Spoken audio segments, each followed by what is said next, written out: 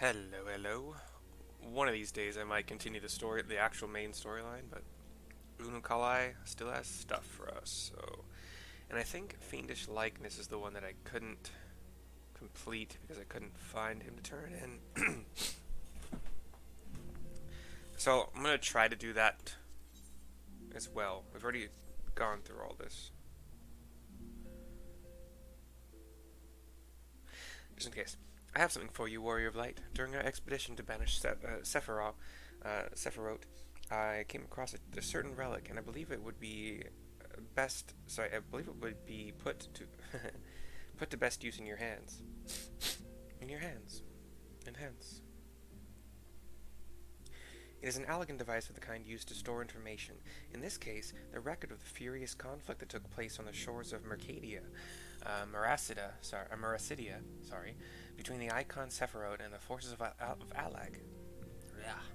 Should you present this tombstone to the verification node outside Triad control, the node systems will analyze the various aspects of the conflict and create for you a false icon against which you can train. Consider it a sort of mock battle that presumes a Sephiroth who has broken free of his shackles. If I understand its workings correctly, the node should also be capable of manifesting a far stronger incarnation of the icon.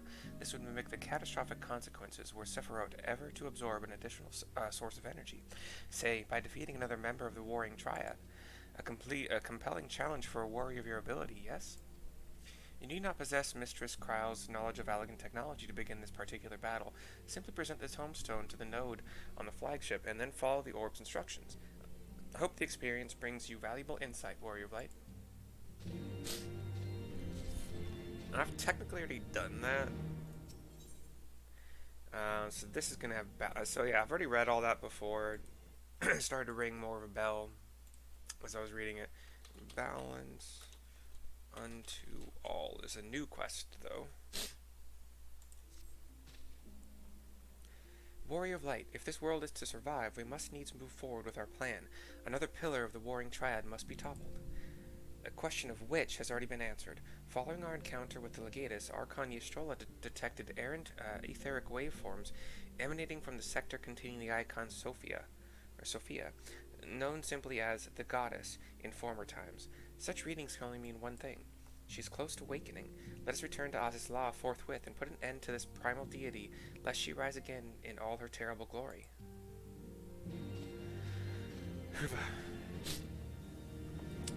Alright.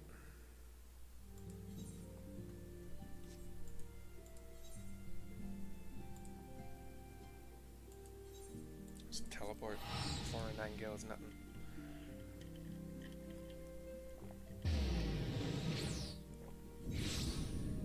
It's nothing.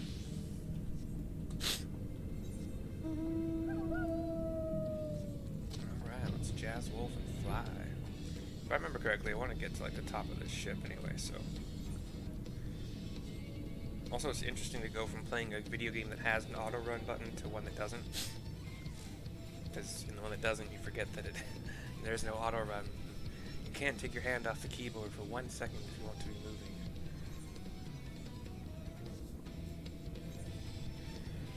So flying amongst all of the floating islands, some of which look like they're floating because of technology underneath, like anti-gravity stalactites. Maybe these lands of Oz's Law were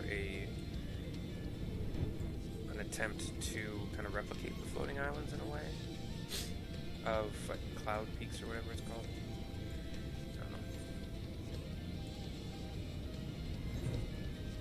Not paid perfect attention to every storyline, plot, twist, and turn. It's my bad, for sure. Okay, here's a new Kalai. We appear to be the first to arrive. Shall we await our colleagues here? Cutscene.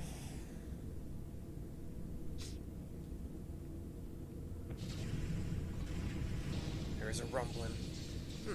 Could the 6th Legion have returned?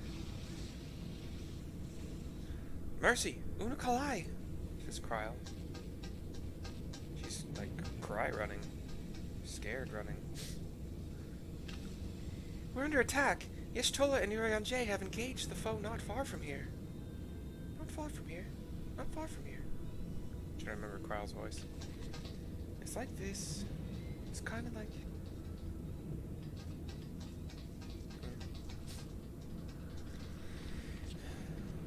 There is a yellow-garbed, kind of like glowing yellow armor, black shield, black elven face, just black elven body, entirely like charcoal black, and then glowing yellow eyes, glowing yellow hair. Ha! Rarely is my shield thus tested. 'Twould seem the Alligans have not been lax in their recruitment, says the first demiurge. Demiurge, is that what it said? Kind of like a dark paladin or weird. And then there's a yellow-robed human female with yellow hair, glowing yellow eyes. She's got white with kind of like these black patterns across the front. I wish I could describe things better because they look cool as shit. The second demiurge. Think you so?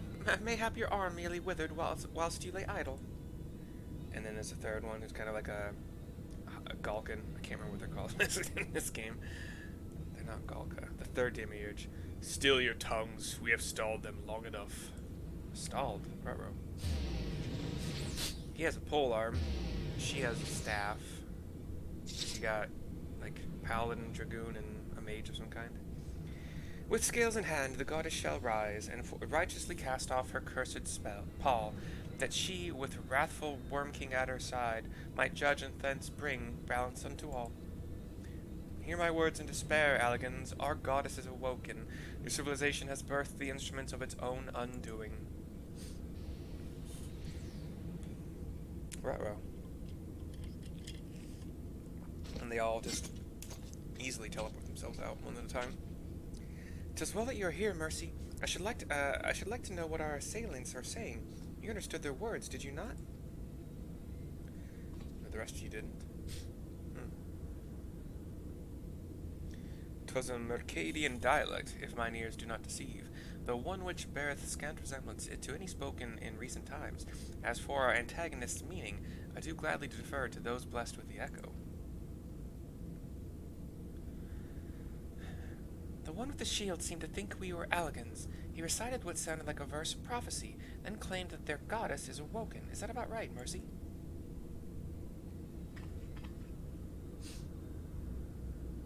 You didn't acknowledge Kryle even said anything. Kind of odd, no nod, no nothing. And might we assume that this deity of theirs is the very icon we've come to topple? Aye, from their tongue, their words, and their attire, 'tis like that our antagonists were Mericidian, thralls to the goddess Sophia, and victims of the Alligans' incursions. If, as Kryle claimeth, they thought us agents of Alag, 'tis little wonder that they sought to bring us low. You suggest that Sophia's servants have been liberated from their containment, and we have no choice but to accept word of her awakening as truth. Gods help us, the Warring Triad have proven formidable enough when we've roused them with a fraction of their true strength. Should Sophia break free at the peak of her powers, Mercy and her friends won't stand a chance. This time you nod. Okay. Let us be about it then. Mercy, Kryle, Unakalai, the three of you will make directly for Sophia's containment facility. Urion J and I will do what we can to occupy the Icon's thralls. That was Y'shtola. I can't get her and Kryle separate at this point for some reason. I never really remember how to make which direction I've made up my mind as to. You know, we have another gigantic red light, like gigantic black door with chains across the front of it, and red lines of energy kind of all about it. Mistress Kryle, do you perchance recall the words of the prophecy in its entirety? Let me see. I believe it was, with scales in hand, the goddess shall arise, and righteously cast off her cursed pall, that she, with wrathful Worm King at her side, might judge and thence bring balance unto all. So she walks forward a bit.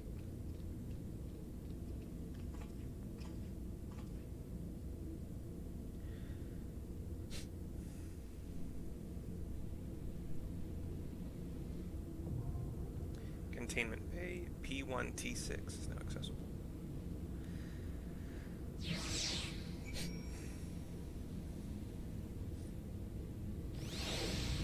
Right, verification node here for a Fiendish Likeness. Blip, activating verification systems. Combat simulation request acknowledged. Awaiting tombstone data. And over the elegant tombstone of theology, I guess. Blip, data processed. Adversary, Warring Triad, Sephiroth, defining simulation parameters. Blip, warning, threat level, extreme. The Empire assumes no responsibility for death or injury resulting from participation in combat simulations. Blip, activating reality augmentation, initiating combat simulation. The Empire thanks you for volunteering to participate in this study. Post-mortem data will be used to improve the survival rates of subsequent participants. Your sacrifice is appreciated. That's funny. I like that. It's cute. I can actually put a Fiendish Likeness. Fiendish, like... So extreme S1T7 containment bay is now available. Thank God, because I was so looking forward to doing... I tried on accident, because I thought it was part of the storyline, an extreme Ramu fight with, you know, randos, because I'm just queued for it. And, oh god, we tried so many times before people started dropping, and just like, no, he wasn't playing with us, he was not messing around. Okay, cool. That is going to be the end of this video. Just got those dungeons ready. Not that I'm gonna do the extreme, but I can do it now if I want to. And we're gonna watch a video for P1T6 to, you know, understand the fight as usual. And I'll see you guys next time. Soon.